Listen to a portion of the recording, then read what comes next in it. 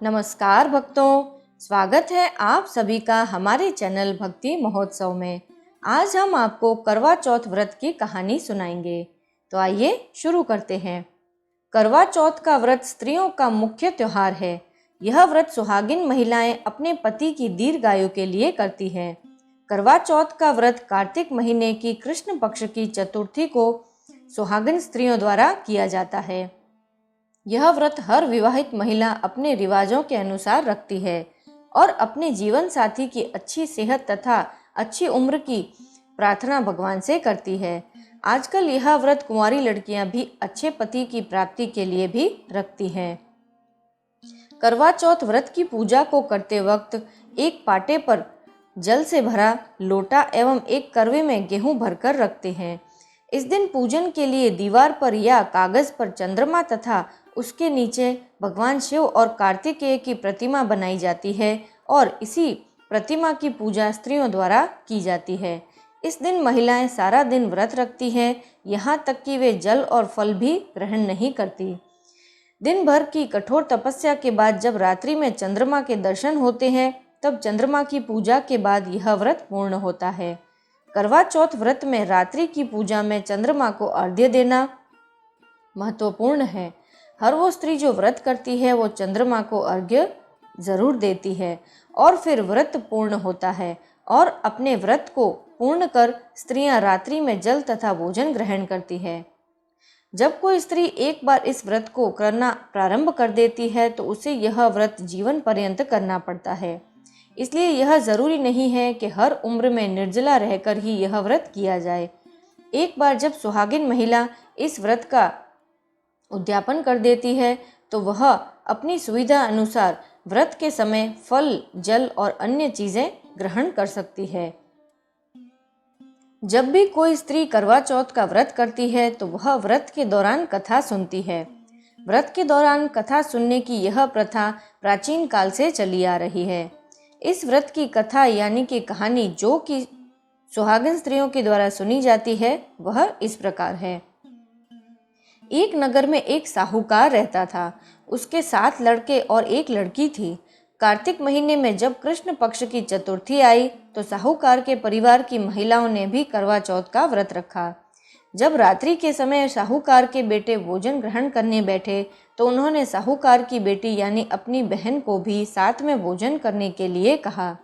भाइयों के द्वारा भोजन करने का आग्रह करने पर उनकी बहन ने उत्तर दिया कि आज मेरा व्रत है, मैं चांद के निकलने पर पूजा विधि संपन्न करके ही भोजन करूंगी।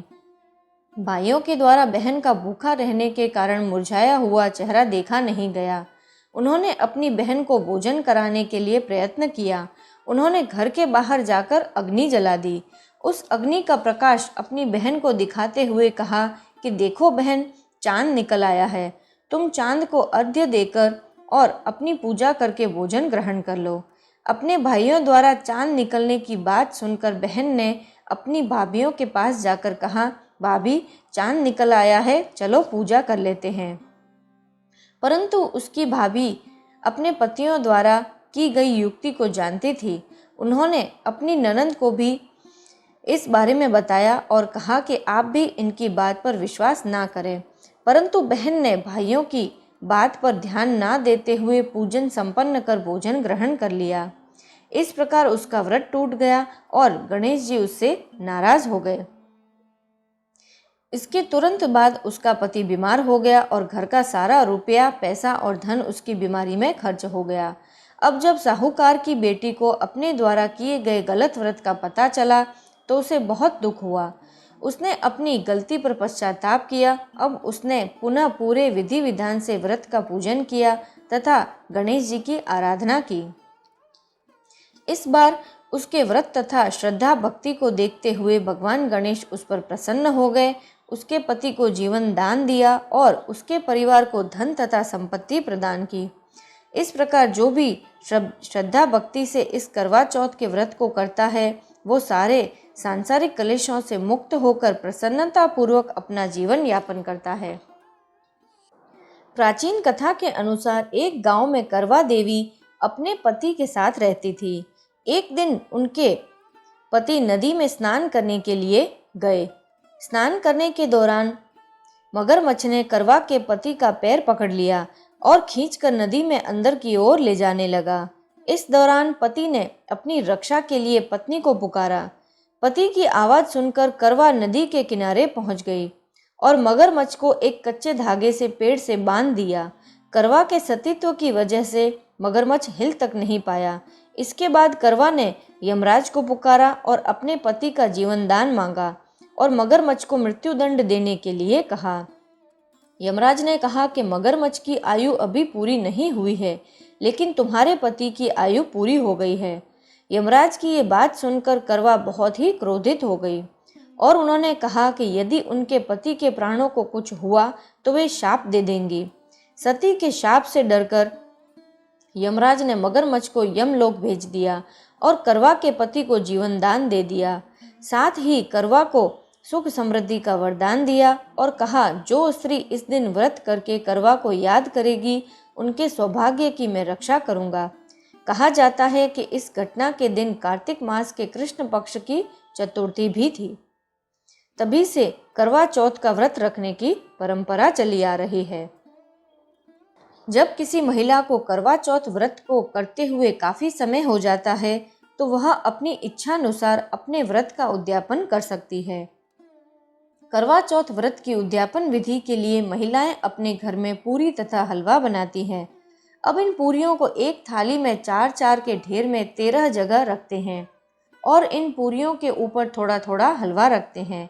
फिर इसके ऊपर साड़ी, ब्लाउज अपनी इच्छा अनुसार रुपए रखकर तथा उसके आसपास कुमकुम चावल लगाते हैं और इसे अपनी सासू माँ के चरण स्पर्श कराकर उन्हें दे देते हैं। फिर इन सब के बाद 13 ब्राह्मणों को भोजन कराते हैं और उनका पूजन करके तथा दक्षिणा देकर विदा करते हैं।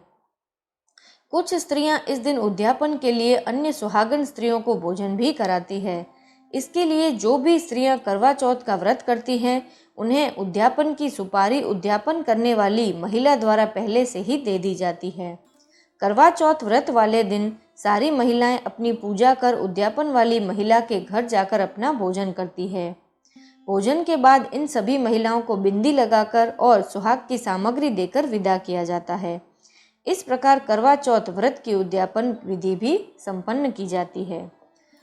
तो बोलो करवा माता की जय। भक्तों, आशा करते हैं आज की यह करवा चौथ की कहानी सुनकर आपको बड़ा ही आनंद आया होगा। ऐसी ही और कहानियाँ सुनने के लिए हमारे साथ हमारे चैनल पर जुड़े रहें और हमारे चैनल को लाइक, शेयर और सब्सक्राइब ज़रूर से करें।